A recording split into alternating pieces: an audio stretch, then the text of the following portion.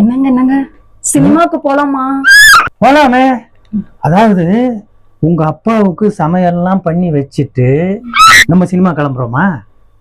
இருங்க நம்ம எப்பயும் சீட்டு குலுக்கி போட்டுட்டு தானே எந்த வேலையா இருந்தாலும் செய்வோம். ஆமா, குலுக்கி போட்டு பார்க்கலாம். குலுக்கு ஃபர்ஸ்ட் சீட் எடுங்க. இதோ எடுக்கிறோமா. பொண்ணும் அப்பாவும் சினிமாவுக்கு போகணும். ரெண்டாவது சீட் எடுமா. அப்பாவும் பொண்ணும் சினிமாவுக்கு போகலாம். ஆஹா, சரி மூணாவது சீட்டை பார்த்துட்டுமா. அத்தான் வீட்டில் இருந்து இரவு சமைக்க வேண்டும். சினிமாவுக்கு போலாமா? அப்புறம் மாப்பிள்ள நாங்க தியேட்டர்ல போய் பாப்கார்ன், பப்ஸ், ஐஸ்கிரீம், கேக்கு இதெல்லாம் சாப்பிடுவோம். சரியா மாப்பிள்ள?